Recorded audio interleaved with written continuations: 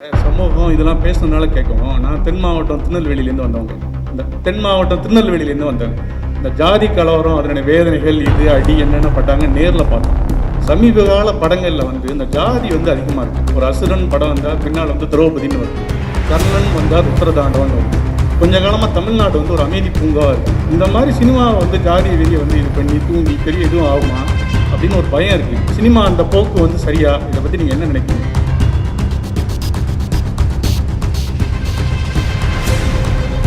பாதிக்கப்படுறது தென் மாவட்டங்களையும் வட மாவட்டங்களையும் அடிப்படையாக தான் பாதிக்கப்படுவாங்க. ரெண்டு தரப்பை வந்து ஈஸியாக இது வந்து பற்ற வச்சிங்கன்னா வெடிச்சு பெருசாகிடும்.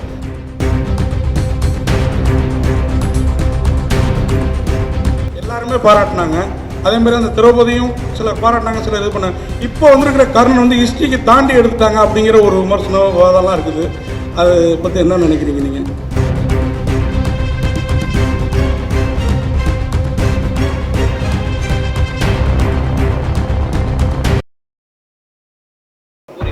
கிரியேட்டர்ஸ் பார்த்தீங்கன்னா பழைய காலத்தில் இருந்த இயக்குநர்கள்லாம் பார்த்தீங்கன்னா ஒன்று நல்ல கல்வி முறை, அதாவது அவங்களோட மென்டாருங்க கிட்டேருந்து ஒழுங்கான கல்வியை கற்றுக்கிட்டு அதுக்கப்புறம் இயக்குனாங்க. அப்படிப்பட்ட படங்களில் பார்த்தீங்கன்னா கவர்ச்சி இருந்துச்சு, வந்து காமம் கிடையாது, ரொம்ப கொச்சைப்படுத்தக்கூடிய காமம் கிடையாது. அதுக்கப்புறமா பார்த்தீங்கன்னா ட்ரக்ஸ் வந்து பார்த்தீங்கன்னா அந்த காலத்தில் கிடையாதுங்க. இப்போ இருக்கிற இயக்குநர்களும் ஃபிலிம் இன்ஸ்டியூட்டில் படிச்சதெல்லாம் ஒழுங்காக பண்ணுறாங்க. ஆனால் இந்த ஃபாரின் ஃபிலிம்ஸ் வரைக்கும் பார்க்குறேன், ஷார்ட் ஃபிலிம்ஸ் வரைக்கும் பண்ணுறேன் அப்படின்ட்டு ப்ராப்பர் எஜுகேஷன் இல்லாமல் வரவங்க பார்த்தீங்கன்னா இன்னைக்கு அவங்களோட நிறைய படங்களை பார்த்தீங்கன்னா அதில் வன்முறைகள் அதிகமாக இருக்குது, அதுக்கப்புறம் ட்ரக்ஸ் நிறைய இருக்குது, அதுக்கப்புறம் பார்த்தீங்கன்னா ஆபாச காட்சிகள் நிறைய வருது. ஒழுங்கான மென்டார் கிட்டேருந்து வரவங்க அந்த மாதிரி பண்ணுறதுக்கு இந்த மாதிரி புதுமுகமாகட்டும் வரவங்க வந்து அவங்கள வந்து செல்ஃப் மேட் டிரெக்டர்ஸ் ஆட்டம் வராங்க. அதாவது பழைய படங்கள் பார்க்குறாங்க, பழைய படங்கள் ஃபாரின் ஃபிலிம்ஸை பார்க்குறாங்க. Foreign culture is totally different from Indian culture. For example பார்த்தீங்கன்னா தமிழ் கல்ச்சரே கவர்ச்சியில் பார்த்தீங்கன்னா ஓரளவோடு தான் இருக்கும். அது நார்த் இந்தியன் ஃபிலிம்ஸ், இந்த ஹிந்தி ஃபிலிம்ஸ் அந்த மாதிரி பார்த்தீங்கன்னா ரொம்ப ஆபாசமாக இருக்கிற மாதிரி நமக்கு தெரியும். பட் அந்த மாதிரி கல்வி இல்லாமல் நீங்கள் கற்றுக் கொடுக்கணும் அப்படின்ற ஒரு எண்ணம் வச்சிங்கன்னா நல்லாயிருக்கும் சார். எல்லாருக்கும் வணக்கம். கேட்குதா? ஓகே, எல்லாருக்கும் வணக்கம். எனக்கு ரொம்ப நாளாகவே வந்து ஒரு ஒரு ஒரு ஒரு விஷயம் மைண்டில் எனக்கு தோணிக்கிட்டே இருக்கும். நாங்கள் அசிஸ்டன்ட் டைரக்டராக ஒர்க் பண்ண டைம்ஸில் அந்த டைமில் வந்து சினிமா வந்து எப்படி இருந்ததுன்னா, ஒரு டைரக்டர்கிட்ட நம்ம வேலைக்கு போய் சேர்றோம். அவங்க வந்து நமக்கு பணம் கொடுத்து வேலை கற்றுக் கொடுக்குறாங்க. அந்த முறை சரியான முறை அல்லது அதில் எல்லாருமே சரியாக இருந்தாங்கன்னு சொல்ல வரல. ஆனால் அதுக்குள்ளே வந்து ஒரு டெமோக்ரஸி இருந்தது. ஒரு இயக்குனர் யாரை வேணால் சேர்த்துக்குவார், திறமையின் அடிப்படையில் சேர்த்துக்குவார், அவருக்கு பிடிச்சிருந்தா சேர்த்துக்குவார். அவர் வந்து அவங்களுக்கு ஒரு பயிற்சி கொடுப்பாரு. அவங்க ஒரு குறிப்பிட்ட காலம் வரைக்கும் அவரோட இருப்பாங்க. இருந்து அடுத்து அவங்க கதைகள் சொல்ல ஆரம்பிப்பாங்க. அப்போ அவர்களுக்கான கதையை அவங்க வாழ்க்கையிலேருந்து அவங்க சொல்கிறதுக்கான சுதந்திரம் இருந்தது அவங்களுக்கு. இப்போ அந்த ப்ராசஸ் ஒரு அதுக்குள்ள குறைகள் இருந்தாலும் கூட அந்த இயக்குனர் வந்து அவருக்கு யாரை வேணால் சூஸ் பண்ணலாம். அவரை வேலைக்கு சேர்த்துக்கிற உதவி இயக்குனர் வந்து ஒரு எந்த சமூகத்தை சேர்ந்தவராகவும் இருக்கலாம், அவர் வந்து பணக்காரராக இருக்கலாம், ஏழையாக இருக்கலாம். இருந்தாலும் அந்த டைரக்டருக்கு அந்த சாய்ஸ் இருந்தது. அவர் சூஸ் பண்ணி அவர் ட்ரெயின் பண்ணி அதுக்கப்புறம் அவங்க போய் பண்ணுவாங்க. அதுக்கப்புறம் வந்து கொஞ்சம் அந்த இன்ஸ்டிடியூஷன்ஸ் வந்தது. ஃபில்ம் இன்ஸ்டியூட், அப்புறம் ஃபாதர் வந்து விஸ்காம் எடுத்துகிட்டு வந்தாங்க. ஸோ இப்படி இந்த எஜுகேஷ்னல் இன்ஸ்டிடியூட்ஸ் மூலமாக வந்து சினிமாவை படிக்கிற ஒரு பண்பு வந்ததுக்கப்புறம் அது நல்ல விஷயந்தான். ஏன்னா ஒரு சயின்டிஃபிக் அப்ரோச் அதில் இருக்குது. சினிமாவை அறிவியலாக நம்ம கற்றுக்கிறதுக்கான ஒரு வாய்ப்பு அதில் இருக்குது. அதனால் வந்து அது அதிகமாகுது. அப்படி படிச்சுட்டு அதுக்கப்புறமும் உதவி இயக்குனராக வேலை செய்யணும். சில பேர் வேலை செய்யாமலும் படங்கள் பண்ண ஆரம்பிக்கிறாங்க. ஆனால் வந்து இந்த சினிமா கல்வி முறை ஒரு கட்டத்துக்கு மேலே என்ன ஆகுது, நான் ஃபீல் பண்ணது என்னென்னா, ரொம்ப எக்ஸ்பென்சிவ் ஆகிடுச்சோ அப்படின்ற ஒரு எண்ணம் எனக்கு இருக்குது. அப்போ ஃபீஸ் அதிகமாக ஒரு குறிப்பிட்ட வகுப்பை சார்ந்தவர்களும் ஒரு குறிப்பிட்ட அல்லது ஒரு சில குறிப்பிட்ட சமூகத்தை சார்ந்தவர்களும் மட்டுமே அந்த கலையை கல்வியாக கற்றுக்கக்கூடிய ஒரு சூழல் ஏற்படுது. அது எனக்கு கொஞ்சம் டிஸ்டர்பன்ஸாக இருந்தது. ஏன்னா நாளைக்கு ஒரு நான் என்னுடைய வாழ்க்கையிலிருந்து என்னுடைய கதையை நான் சொல்ல முடியும். இப்படி சினிமா கல்வி ஒரு ஒரு ஒரு சிலர்கிட்ட போய் சேரும்போது என்ன ஆகுதுன்னா அவங்களோட கதைகள் மட்டும்தான் சொல்ல முடியும். அப்புறம் இப்போ என்னுடைய கதையை நான் சொல்லணும்னு நினச்சா எனக்கு அதுக்கான ஏஜென்சி இல்லாமல் போயிடும். அவங்க தான் வந்து என் கதையை சொல்கிற மாதிரி இருக்கும்.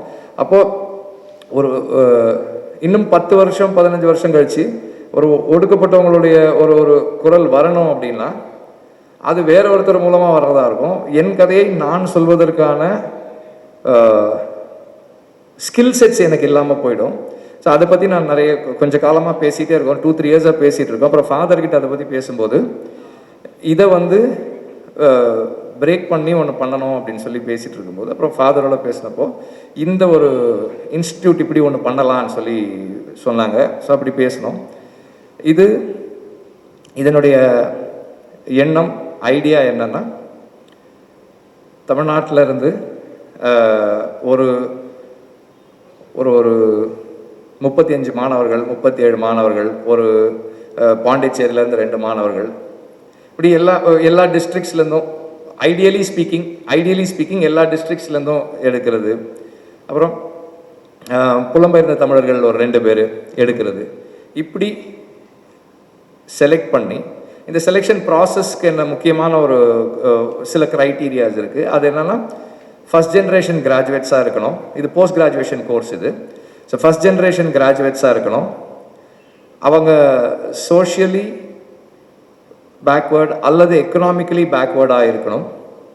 அண்ட் அவங்கள ஒரு 5 பேரை ஒரு டிஸ்ட்ரிக்டில் ஷார்ட் லிஸ்ட் பண்ணுறோம்னா அவங்க வீடுகளுக்கு போய் அங்கே இருக்கிற சூழலை பார்த்து அதிலிருந்து தான் வந்து செலக்ட் பண்ணுறோம். ஸோ பேசிக்காக வந்து என்னென்னா வாய்ப்பு மறுக்கப்பட்டிருக்கிற அல்லது வாய்ப்பு கொடுக்கப்படாமல் இருக்கிற திறமைசாலிகளை தேர்ந்தெடுத்து அவங்களுக்கு வாய்ப்பு கொடுக்கணுன்றதான் இதனுடைய பேசிக் ஐடியா. அதனுடைய செலெக்ஷன் ப்ராசஸ் எப்படின்றத ஃபாதர் எக்ஸ்பிளைன் பண்ணுவாங்க. இது ஒரு செலக்ட் பண்ணதுக்கப்புறம் ஒரு 1 இயர் அவங்களுக்கு வந்து சினிமா மட்டும் இல்லை, வரலாறு, ஆங்கிலம், psychology, philosophy, political science, sociology, இதோடு சேர்ந்து சினிமா கலையையும் சினிமாவை எப்படி பார்க்கறது, ஃபில்ம் அப்ரிசியேஷனையும் சொல்லிக் கொடுக்குற ஒரு 1 இயர் கோர்ஸ் இது. இந்த 1 இயருக்கான அவங்களோட போர்டு அண்ட் லாட்ஜ் இதையும் நம்மளே அவங்களுக்கு வசதி ஏற்படுத்தி கொடுத்து ஹாஸ்டலில் அவங்கள தங்க வச்சு 1 இயர் படிக்க வச்சு அவங்கள அனுப்புகிறோம். இது அத்தனையும் வந்து கிராண்டில், அதாவது ஒரு ஸ்காலர்ஷிப்பில் ஸ்டூடெண்ட்ஸுக்கு பண்ணுறோம். 100% ஸ்காலர்ஷிப்பில் பண்ணுற ஒரு கோர்ஸ் இது. இது வந்து இந்த இனிஷியேட்டிவுடைய தொடக்கம். இது இப்போ தான் வந்து அனௌன்ஸ் பண்ணுறோம். ஐடியலி இன்னும் ஒரு 6 மந்த்ஸில் இந்த கோர்ஸை ஸ்டார்ட் பண்ணிவிடுவோம். அதுக்கான வேலைகள்லாம் நடந்துக்கிட்டு இருக்குது. அதுக்கு முன்னாடி ஒரு அறிவிப்பு இருக்கணும் அப்படின்றதுக்காக தான் இன்றைக்கி பண்ணோம். இது வந்து பாலுமகேந்திரா சாருடைய இன்ஸ்டியூட்டில் பாலுமகேந்திரா சாருடைய இடத்துல பண்ணுறது எனக்கு ரொம்ப சந்தோஷம். ஏன்னா வந்து சார் வந்து சினிமாவை ஒரு பாடத்திட்டமாக வந்து பள்ளிகளில் சேர்க்கணுன்றதில் தொடங்கி இதை வந்து எல்லாருக்கும் சொல்லிக் கொடுக்கணும்னு அவர் ஆசைப்பட்டது வரைக்கும் நிறைய இருக்குது. அண்டு எனக்கு வந்து வெறும் சினிமா மட்டும் இல்லை, வாழ்க்கையும் கற்றுக் கொடுத்த ஒரு மென்டார். அது எனக்கு ரொம்ப முக்கியமான ஒரு விஷயம். அண்டு இன்றைக்கி எங்கள் அப்பாவோட ஒரு பர்த்டே, அதுலேயும் இதை அனௌன்ஸ் பண்ணுறதும் எனக்கு இன்னும் ஒரு நிறைவு கொடுக்குது. Thank you.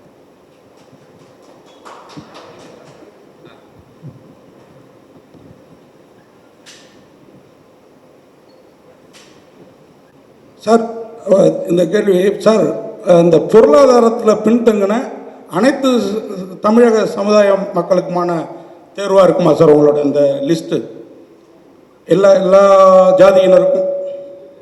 Socially and economically backward first generation graduates. அது நீங்கள் அண்டர்லைன் பண்ணணும். ஓகேவா? முதல் தலைமுறை பட்டதாரிகள்.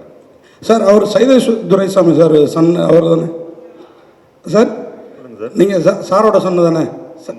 இல்லை அப்பாவோட ஐஏஎஸ் அகாடமி மாதிரி இந்த அகாடமியும், ஏன்னா அவங்க ஐஏஎஸ் அகாடமிக்கு அப்புறம் தான் தமிழ்நாட்டிலேருந்து நிறைய ஐஏஎஸ் ஐபிஎஸ் ஆஃபீஸர்லாம் வந்தாங்க. அதேமாரி இதுக்கப்புறம் நல்ல திறமைசாலிகள் சினிமாவில் வருவாங்க அப்படிங்கிற நம்பிக்கையோடு தான் வெற்றி அவர் கூட கை கோத்துருக்கீங்களா அப்படின்னு? இல்லைங்க, இது வந்து ஒரு நல்ல விஷயம். இது கண்டிப்பாக ஒரு இன்னைக்கு தேவையான விஷயமும் கூட. அது இயக்குனரும் ஃபாதரும் சொல்லும்போது இதை சேர்ந்து பண்ணோன்றது முதல்ல இருந்தே ஆசைப்பட்டது. இதுக்கும் அந்த ஐஏஎஸ் இன்ஸ்டியூட்டுக்கும் எதுவும் சம்மந்தம் இல்லை. இல்லை அந்த மாதிரி கண்டிப்பாக இது ஒரு வெற்றிகரமான பெரிய இன்ஸ்டியூட்டாக தான் வரும் சார். வாழ்த்துக்கள் சார். வாழ்த்து. நன்றி சார்.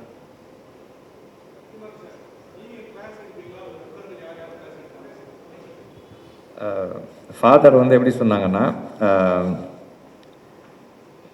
மாதத்துக்கு ஒரு தடவையாவது நான் வந்து ஸ்டூடெண்ட்ஸோட இன்ட்ராக்ட் பண்ணி ரிவ்யூ பண்ணணும் அப்படின்னு சொல்லியிருக்காங்க.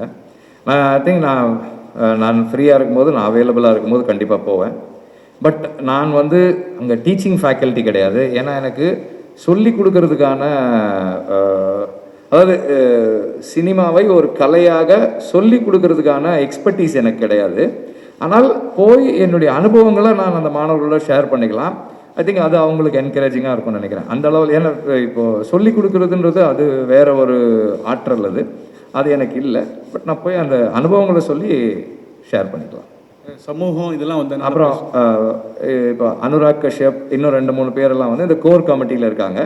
அவங்களும் ஃப்ரீயாக இருக்கும்போது வந்து இன்ட்ராக்ட் பண்ணுவாங்க. இங்கே இப்போ தமிழில் ஒர்க் பண்ணுற நண்பர்கள் எல்லாருமே வந்து நம்ம கூப்பிட்டா வந்து ஒர்க் பண்ணுவாங்க. சமூகம் இதெல்லாம் பேசுனதுனால கேட்கும். நான் தென் மாவட்டம் திருநெல்வேலியிலேருந்து வந்தவங்க. இந்த தென் மாவட்டம் திருநெல்வேலியிலேருந்து வந்தேன். இந்த ஜாதி கலவரம், அதனுடைய வேதனைகள், இது அடி என்னென்ன பட்டாங்க நேரில் பார்த்தோம்.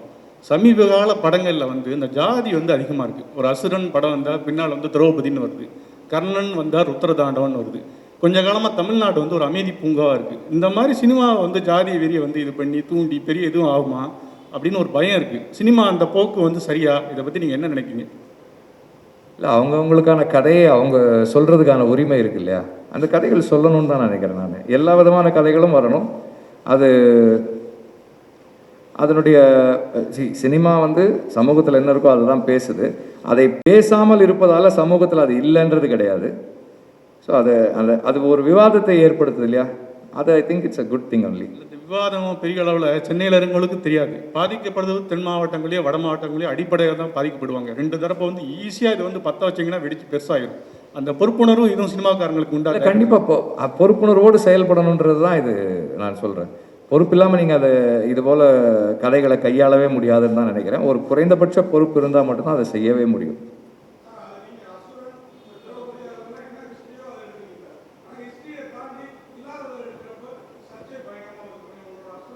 எல்லாருமே பாராட்டினாங்க.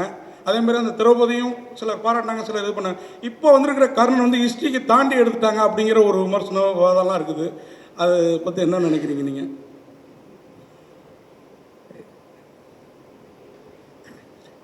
இதை நம்ம ஒரு திரைப்பட விமர்சன அமர்வா இதை மாற்ற வேண்டாம்னு நினைக்கிறேன். இல்லை இல்லைங்கய்யா, இல்லை லெட் மீ ஃபினிஷ். நம்ம வந்து ஒரு புதிய பயிலகம் ஒன்று ஆரம்பிக்கிறோம். அந்த பயிலகம் திரை பண்பாடு பயிலகம்.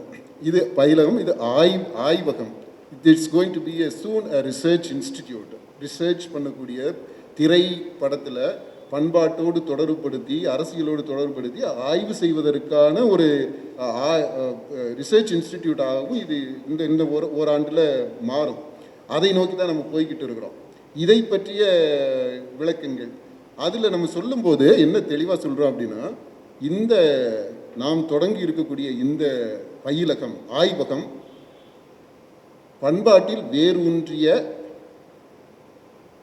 சினிமா கலையில் தொழில்நுட்பத்தில் ஒரு பாண்டித்தியம் பெற்ற சுற்றுச்சூழல் அந்த விழிப்புணர்வு உடைய சமூக அக்கறை உள்ள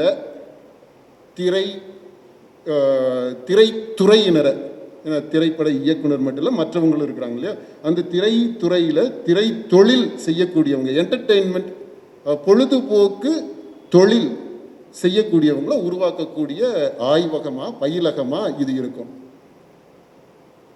இன்றைக்கு இருக்கக்கூடிய பிரச்சனைகள் இருக்குது, திரைத்துறையில் பிரச்சனைகள் இருக்குது, சமுதாயத்தில் இருக்குது, அரசியலில் இருக்குது. அதை நம்ம இங்கே விவாதிக்க வேண்டாம். ஆனால் இந்த பிரச்சனைகளை கண்டிப்பாக இந்த மாணவர்கள் படிப்பாங்க. There will be a subject called political science, public administration, sociology, social psychology. இந்த பாடங்கள் எல்லாம் படிப்பாங்க. படிக்கும்போது இன்றைக்கு இருக்கக்கூடிய அப்புறம் கல்ச்சுரல் ஆந்த்ரோபாலஜி. ஸோ இந்த பாடங்கள்லாம் படிக்கும்போது ஆப்வியஸ்லி நீங்கள் கேட்டீங்க இல்லையா, நீங்கள் கேட்குற கேள்விகள் இருக்கு இல்லையா, இந்த கேள்விகளை கண்டிப்பாக அட்ரஸ் பண்ணி தான் ஆகும். அது வந்து பாடத்திட்டத்திலேயே இருக்குது. அதனால் நீங்கள் ஒரு 1.5 ஆண்டுகள் காத்திருக்க வேண்டும். இந்த நம்ம அவுட்புட்டு எப்படி வருது அப்படின்றத ஒட்டி அந்த கான்வொகேஷனுக்கு கண்டிப்பாக வெற்றிமாறன் இயக்குனர் வந்து ஒரு ப்ரெஸ் மீட் ஏற்பாடு பண்ணுவார் கான்வொகேஷனுக்கு. அப்போ நீங்கள் வந்து இப்போ கேட்க நினைக்கிற கேள்விகள்லாம் அப்படி just hold on for some time and இந்த கான்வொகேஷன் யூ ஆஸ்க். கிரியேட்டர்ஸ் பார்த்தீங்கன்னா பழைய காலத்தில் இருந்த இயக்குநர்கள்லாம் பார்த்தீங்கன்னா ஒன்று நல்ல கல்வி முறை, அதாவது அவங்களோட மென்டாருங்க கிட்டேருந்து ஒழுங்கான கல்வியை கற்றுக்கிட்டு அதுக்கப்புறம் இயக்குனாங்க. அப்படிப்பட்ட படங்களில் பார்த்தீங்கன்னா கவர்ச்சி இருந்துச்சு, வந்து காமம் கிடையாது, ரொம்ப கொச்சைப்படுத்தக்கூடிய காமம் கிடையாது. அதுக்கப்புறமா பார்த்தீங்கன்னா ட்ரக்ஸ் வந்து பார்த்தீங்கன்னா அந்த காலத்தில் கிடையாதுங்க. இப்போ இருக்கிற இயக்குநர்களும் ஃபிலிம் இன்ஸ்டியூட்டில் படிச்சதெல்லாம் ஒழுங்காக பண்ணுறாங்க. நான் இந்த ஃபாரின் ஃபிலிம்ஸ் வரைக்கும் பார்க்குறேன், ஷார்ட் ஃபிலிம்ஸ் வரைக்கும் பண்ணுறேன் அப்படின்ட்டு ப்ராப்பர் எஜுகேஷன் இல்லாமல் வரவங்க பார்த்தீங்கன்னா இன்னைக்கு அவங்களோட நிறைய படங்களை பார்த்தீங்கன்னா அதில் வன்முறைகள் அதிகமாக இருக்குது, அதுக்கப்புறம் ட்ரக்ஸ் நிறைய இருக்குது, அதுக்கப்புறம் பார்த்தீங்கன்னா ஆபாச காட்சிகள் நிறைய வருது. ஒழுங்கான மென்டார் கிட்டேருந்து வரவங்க அந்த மாதிரி பண்ணுறது இல்லை. இந்த மாதிரி புதுமுகமாகட்டும் வரவங்க வந்து அவங்கள வந்து செல்ஃப் மேட் டிரெக்டர்ஸ் ஆட்டம் வராங்க. அதாவது பழைய படங்கள் பார்க்குறாங்க, பழைய படங்கள் ஃபாரின் ஃபிலிம்ஸை பார்க்குறாங்க. Foreign culture is totally different from Indian culture. For example பார்த்தீங்கன்னா தமிழ் கல்ச்சரே கவர்ச்சியில் பார்த்தீங்கன்னா ஓரளவோடு தான் இருக்கும். அது நார்த் இந்தியன் ஃபிலிம்ஸ், இங்கே ஹிந்தி ஃபிலிம்ஸ் அந்த மாதிரி பார்த்தீங்கன்னா ரொம்ப ஆபாசமாக இருக்கிற மாதிரி நமக்கு தெரியும். பட் அந்த மாதிரி கல்வி இல்லாமல் நீங்கள் கற்றுக் கொடுக்கணும் அப்படின்ற ஒரு எண்ணம் வச்சிங்கன்னா நல்லாயிருக்கும் சார்.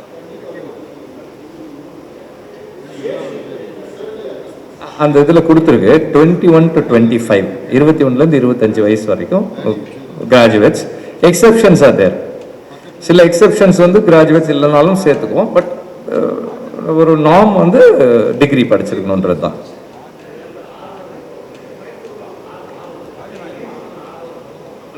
வேறு எந்த வாழ்வாதாரத்துக்கு வேறு ஏதாவது துறையில் இப்போ ஒர்க் பண்ணிட்டு இருப்பாங்க, அதை விட்டுட்டு இங்கே இந்த தொழிலுக்கு வரணும்னு சொல்லி இந்த இன்ஸ்டியூட்டில் சேர்றாங்கன்னு வச்சுக்கலாம். அந்த 1 ஆண்டு காலத்துக்கு வந்து அவங்க எப்படி சமாளிப்பாங்க ஃபேமிலியை, அதுக்கு அந்த இதை வந்து ஈடுகட்டுறதுக்கு எதுவும் திட்டம் இருக்கா? அவங்க தங்குறதுக்கு படிக்கிறதுக்கு சாப்பிட்றதுக்கானதை நம்ம பார்த்துக்குவோம். அந்த அளவுக்கு நம்மளால் பண்ண முடியும். அவ்வளோ. ஓகே. நீங்கள் கேட்டது அதுக்கு தான் நான் சொன்னேன். நான் இந்த ஹோம் விசிட் பார்த்தீங்களா, வீட்டை போய் நேரடியாக பார்க்கும்போது அதை நான் எக்ஸ்பிளைன் பண்ணேன். இந்த வர இருக்கும். அது நார்த் இந்தியன் ஃபிலிம்ஸ், இங்கே ஹிந்தி ஃபிலிம்ஸ் அந்த மாதிரி பார்த்தீங்கன்னா ரொம்ப ஆபாசமாக இருக்கிற மாதிரி நமக்கு தெரியும். பட் அந்த மாதிரி கல்வி இல்லாமல் நீங்கள் கற்றுக் கொடுக்கணும் அப்படின்ற ஒரு எண்ணம் வச்சிங்கன்னா நல்லாயிருக்கும் சார்.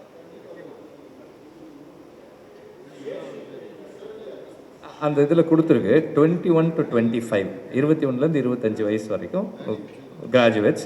எக்ஸப்ஷன்ஸ் ஆர் தேர். சில எக்ஸப்ஷன்ஸ் வந்து கிராஜுவேட்ஸ் இல்லைனாலும் சேர்த்துக்குவோம். பட் ஒரு நார்ம் வந்து டிகிரி படிச்சிருக்கணுன்றது தான்.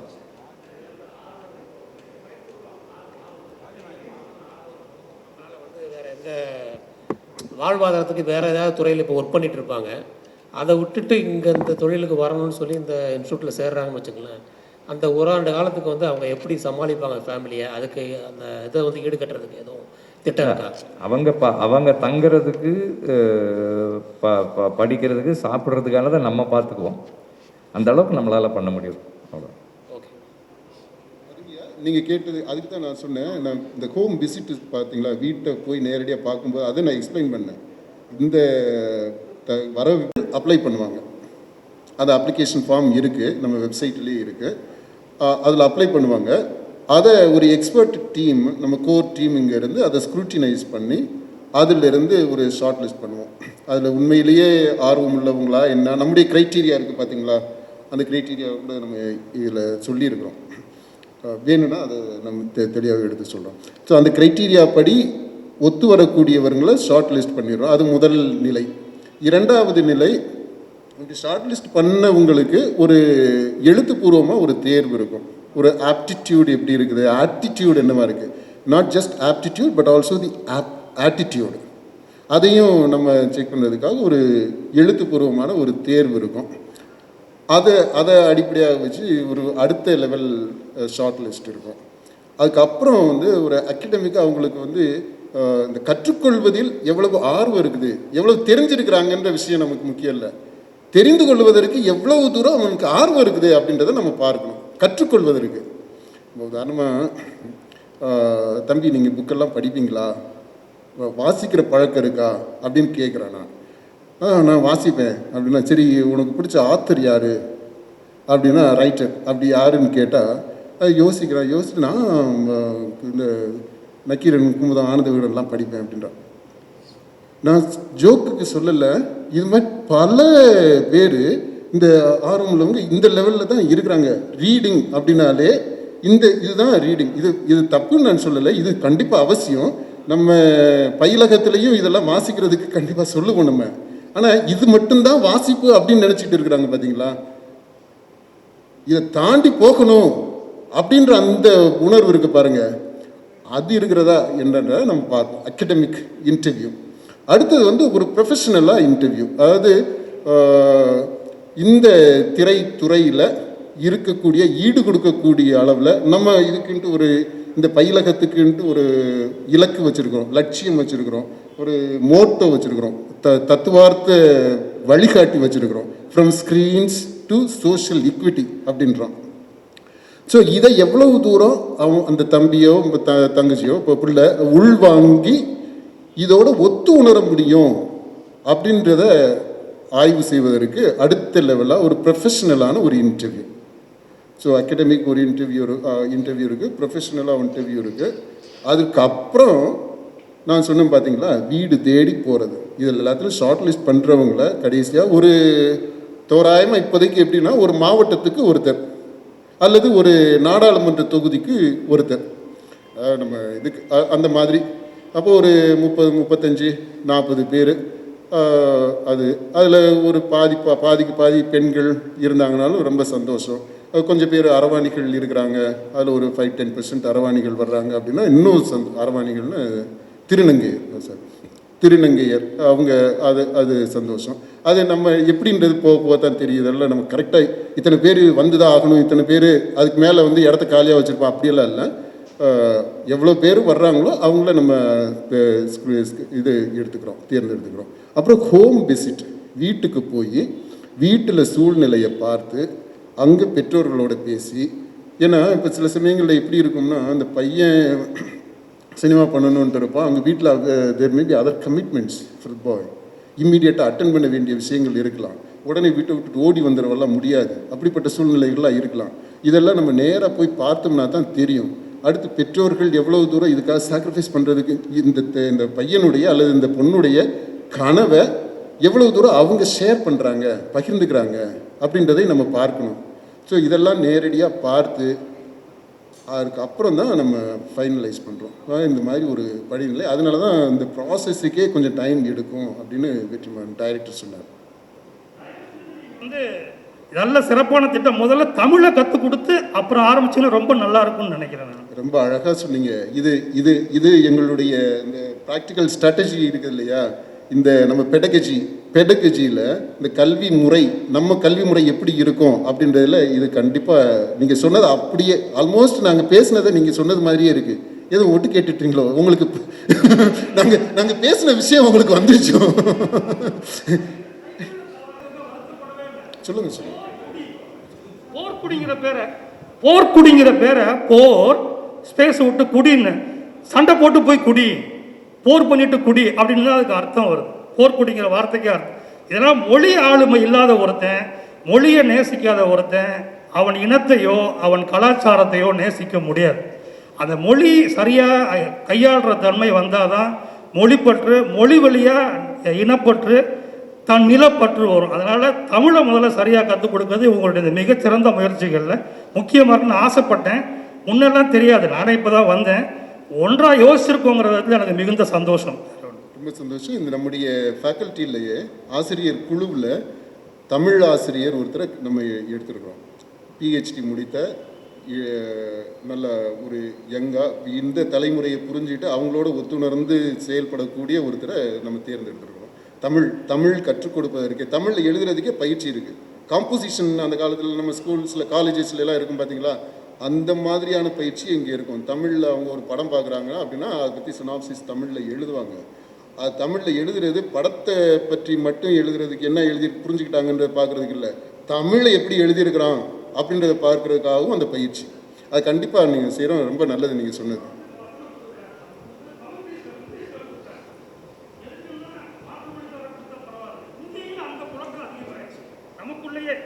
அது ரொம்ப வேதனையானதாகவும் ரொம்ப வருத்தத்துக்குரிய விஷயம். நம்ம தானே பேசுகிறோம், நமக்குள்ளே தானே பேசிக்கிறோம்.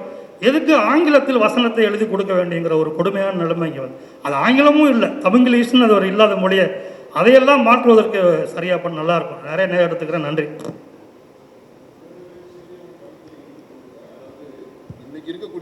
இன்னைக்கு இருக்கக்கூடிய சூழ்நிலையில் தமிழில் பேசினாலே சிரிக்கிற மாதிரி, என்ன புரியாமல் பேசுகிறான் அப்படின்ற அளவில் தான் இருக்குது. ஏன்னா அது நம்முடைய கல்வி திட்டம், பெற்றோர்கள், மாணவர்கள் எல்லாமே ஒரு தலைமுறையே கெட்டு போய் தான் இருக்குது. தமிழாக இல்லை, ஆங்கிலம் கலந்து தான் இருக்குது. அதை நம்ம தவிர்க்க முடியும். இந்த ரியாலிட்டியை நம்ம கணக்கில் எடுத்துக்கணும். இப்போ நம்ம பேசுகிறதுலேயே பாருங்கள், நான் தமிழில் எனக்கு ஆர்வம் இருக்குது, தமிழில் எழுதுகிறேன், இருந்தாலும் பேசும்போது அத்தனை ஆங்கில வார்த்தைகள் வந்துடுது. அது தவிர்க்க முடியாத ஒரு சூழலாக இருக்குது. ஆனால் அதை கான்ஷியஸாக எவ்வளவு ஆங்கிலத்தை தவிர்த்துட்டு எவ்வளவு நல்ல தமிழில் எளிமையான தமிழில் நம்ம சொல்ல முடியுமோ அதற்கான பயிற்சி கண்டிப்பாக இங்கே இருக்குங்க சார். அது மட்டும் இல்லை, ஆங்கிலம் எழுதுவதற்குமே இங்கே பயிற்சி இருக்குது. எளிய சரியான ஆங்கிலம், அதுக்கு ஒரு ஆங்கில பேராசிரியரையும் நம்ம இதில் சேர்த்துருக்கோம்.